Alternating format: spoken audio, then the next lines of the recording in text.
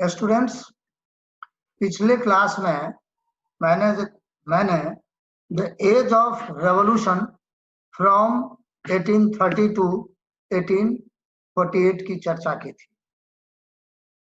Today we will see unification of Italy. आज हम लोग इटली के एकीकरण की चर्चा करेंगे। अब छात्रों, इटली के एकीकरण की चर्चा से पूर्व मैं उसके बैकग्राउंड, जो उसकी पृष्ठभूमि है, उसकी चर्चा मैं करना चाहता हूं। छात्रों, अब तुम स्क्रीन है, उस पर तुम जो रोमन एम्पायर था उसके मानचित्र को देखो। देख रहे हो? इटली का एक समृद्धशाली इतिहास रहा है, जो उनका साम्राज्य पश्चिम से पूरब तक फैला हुआ था। इतने बड़े साम्राज्य में तो रोमन एम्पायर था, और वह धीरे धीरे धीरे धीरे खंडित होकर के बहुत ही सीमित हो गया। साथ ही जिस इटली की एकीकरण की चर्चा हम करते हैं, उस मानचित्र को तुम पुनः स्क्रीन पर देखो। यह कितना छोटा सा भाग दिखाई पड़ता है, और इन छोटे से भाग में भी कितने छोटे छोटे राज्यों में यह खंडित है, जहां केवल एक स्टेट जो पश्चिम की ओर तुम्हें दिखाई पड़ता है, सार्डिनिया पिएडमोंट, उसी पर केवल वहां इटालियन लोगों का के वंश का राजा राज्य करता था। और बाकी जो राज्य तुमको दिखाई पड़ रहा है, लुम्बार्डी, वेनेशिया, परमा, मोडेमा, टस्कनी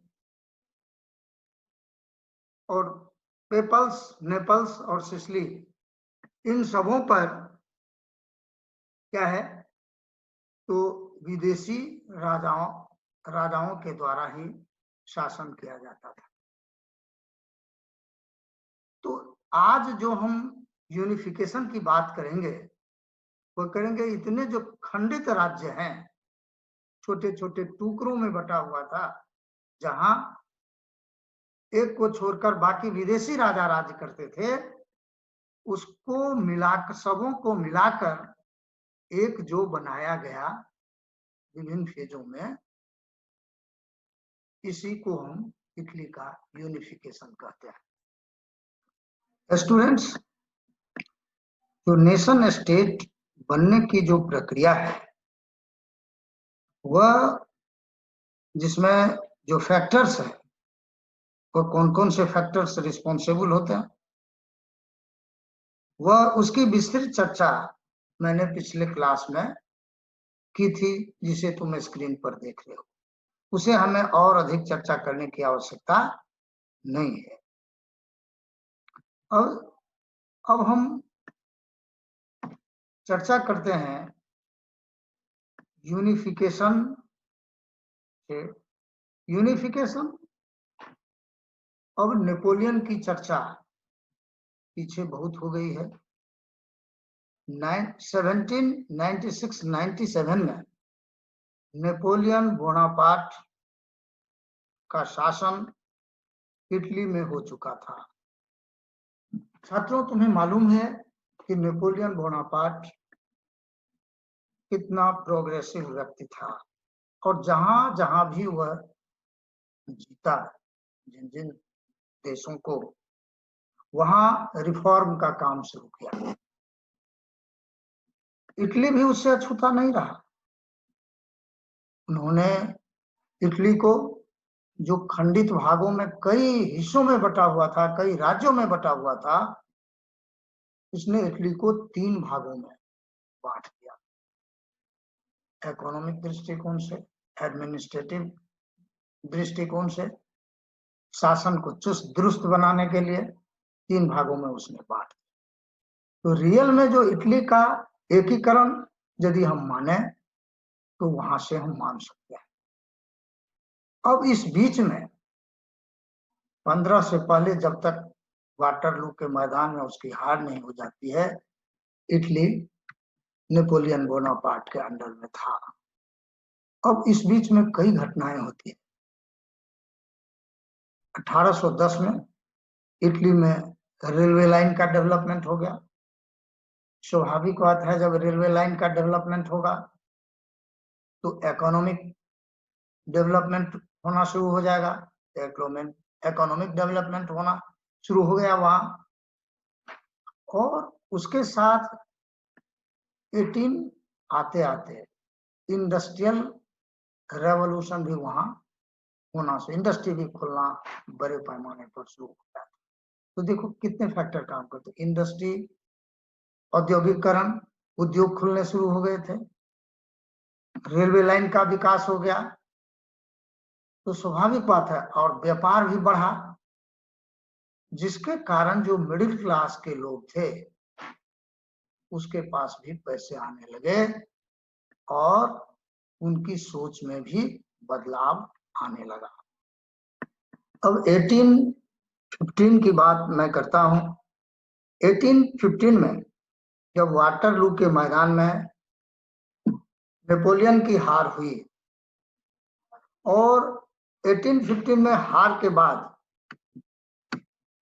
नेपोलियन के जीजाजी, जो इटालियन संघ के अध्यक्ष थे, उन्होंने पूरे इटली को एक संघ के रूप में देखा। उनकी हत्या कर दी गई। अब देखिए, नेपोलियन जो 3 भाग में बांटा था और उनके जीजाजी ने उसको एक एकीकृत यूनाइटेड इटली का सपना देखा था। उनकी हत्या भले हो गई, नेपोलियन भले चले गए, लेकिन उनके विचार अभी भी जिंदा थे।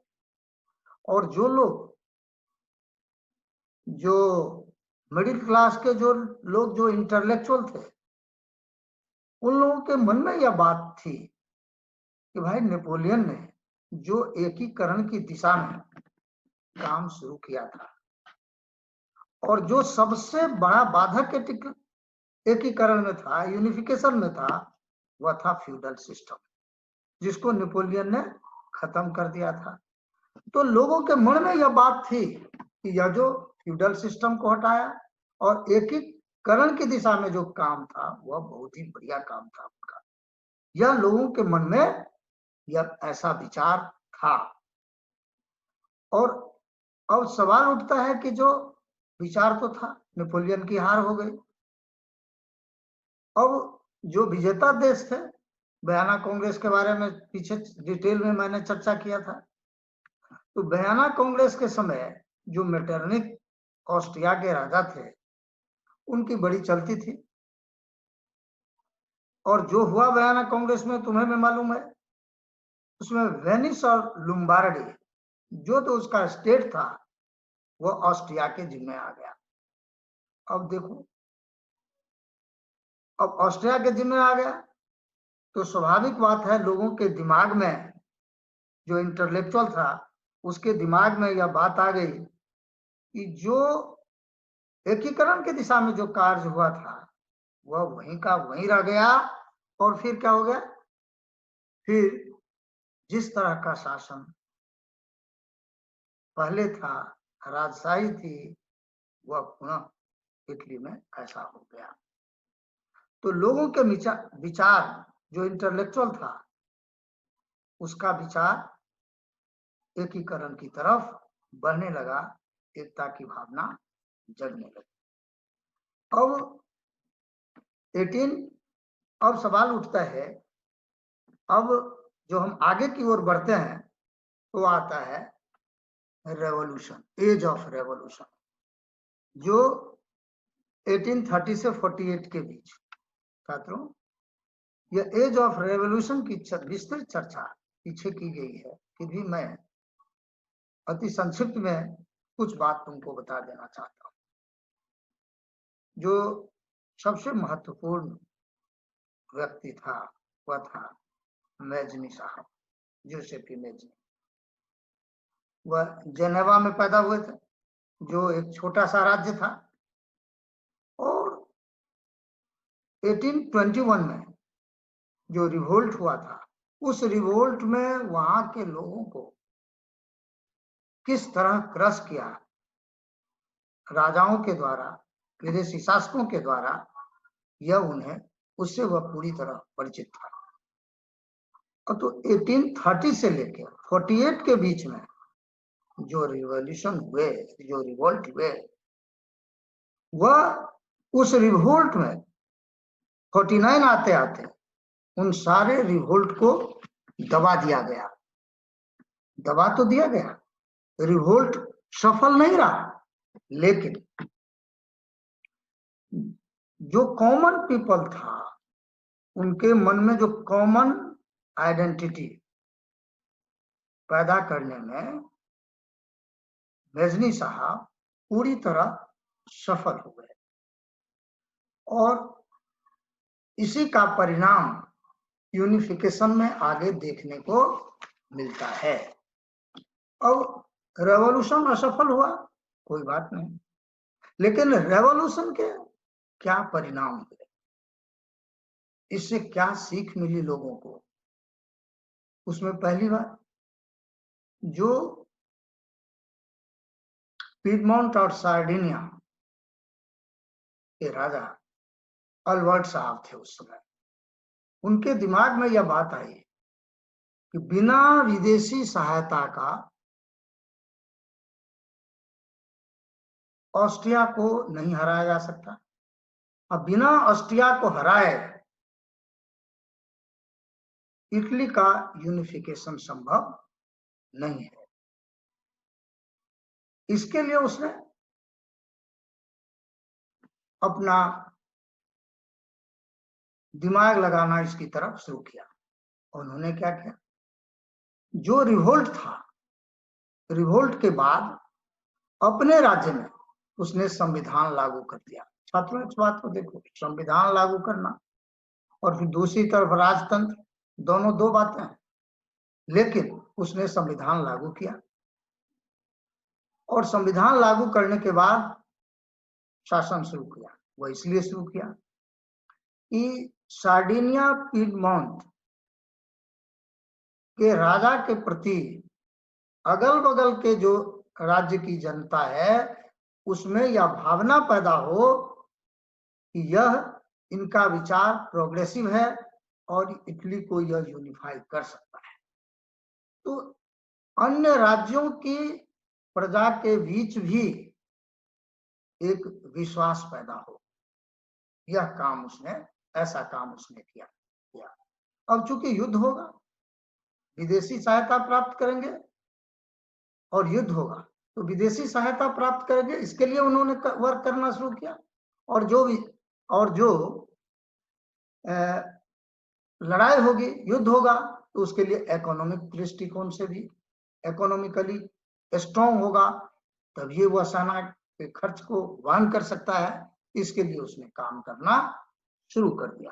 तो युद्ध के ये परिणाम, यानी यह जो अपना रिवोल्ट था, वहां का रिवोल्ट था, वह बेकार नहीं गया, क्योंकि दो बातें उससे स्पष्ट हुई।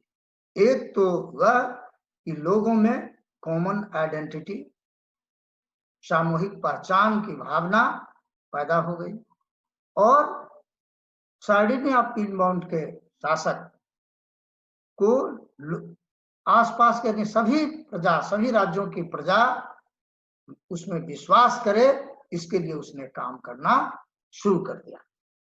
अब क्या होता है, वे 1852 की बात उठती है।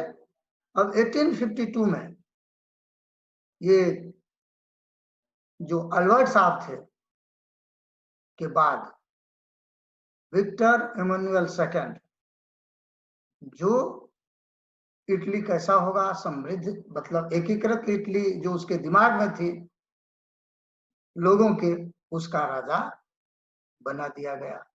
बनाया किसका? पीडमोंट सार्डिनिया का।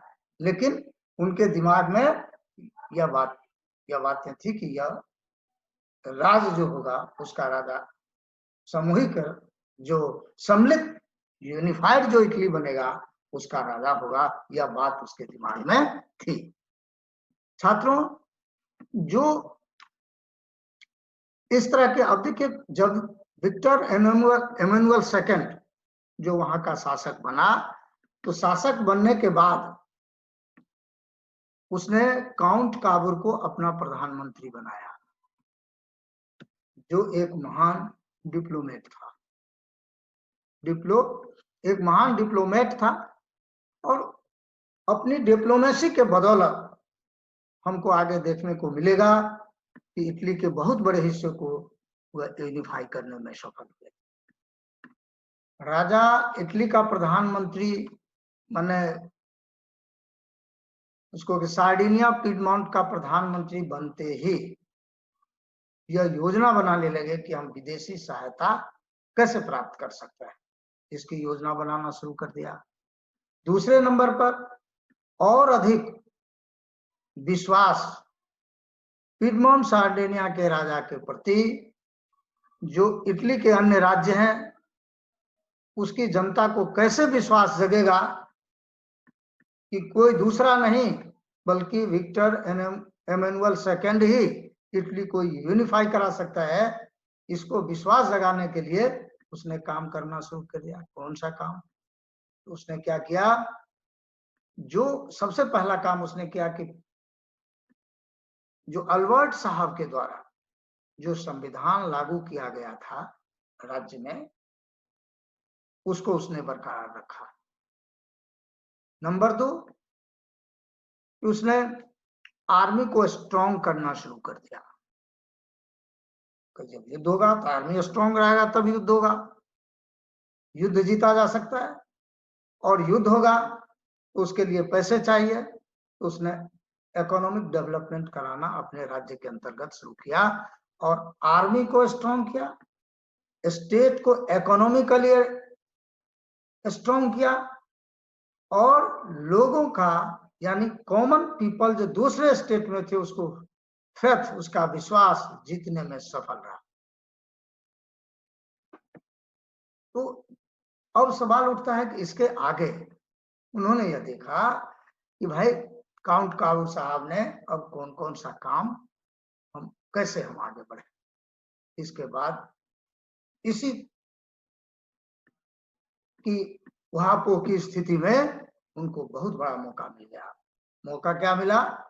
अब इस बीच में आ जाती है क्रीमिया वार। और ऐसा कहा जाता है कि the birth of Italy took place in the mud of Crimea. वो इसलिए कहा जाता है, तब एक आधा मिनट में तुमको मैं समझाने की कोशिश करता हूं। पहले यह कि जब क्रीमिया के वार में बिना बुलाए यदि काउंट काबूर साहब उनकी मदद में नहीं जाते, युद्ध जीतता नहीं, तो स्वाभाविक बात है जितनी भी इनकी प्लानिंग थी वो सब फेल हो जाती। हुआ क्या? घटना कैसे घटी? एक तरफ था ब्रिटेन और फ्रांस और दूसरी तरफ ऑस्ट्रिया। जब युद्ध शुरू हुआ तो रशिया, एक तरफ फ्रांस ब्रिटेन और दूसरी तरफ रशिया। अब युद्ध में क्या हुआ? काउंट काबूर साहब ने 18,000 सैनिक भेज दिया उसमें और युद्ध में विजय फ्रांस और ब्रिटेन को मिल जाती है। और जब युद्ध में विजय होकर लोग अपने देश आते हैं तो 56 में एक बैठक होती है विजेता देशों की, और विजेता देशों की जब बैठक हुई उसमें विजेता देश के रूप में काउंट काबुल साहब को भी उसमें बुलाया गया। अब काउंट काबुल साहब महान डिप्लोमेट होने के कारण उन्होंने क्या किया, इटली को यूनिफाई करना चाहते हैं, इस बात को उसने उन लोगों के समक्ष रखा। और दूसरी बात क्या किया कि 1830 से लेके 48 के बीच जो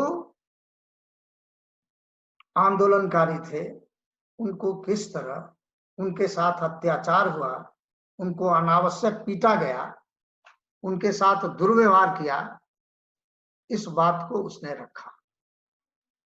और फ्रांस और ब्रिटेन का दिल जीतने में, सिंपैथी गेन करने में काउंट काबुल साहब सफल हो गए। इसके बाद इतना ही पर वो नहीं रुके, एक डिप्लोमेट के रूप में उन्होंने क्या किया, आगे बढ़ाया और एक संधि की।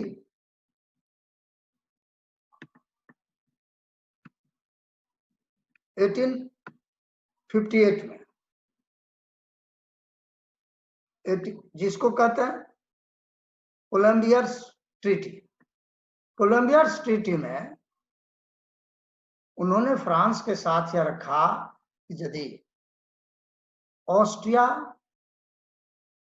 और इटली का युद्ध होता है तो इटली का के साथ फ्रांस की सेना युद्ध लड़ेगी। अब देखिए, अब यहाँ एक बहुत महत्वपूर्ण बात है। महत्वपूर्ण बात यह है कि फ्रांस के शासक को जो ऑस्ट्रिया का शासक है उसके साथ अच्छी दोस्ती थी। अब इटली के साथ सिंपैथी है, समझौता तो हो गया, लेकिन इटली की तरफ से लड़ेगी तो इन्होंने कहा कि भाई हम इतना बड़ा अपने दोस्त के साथ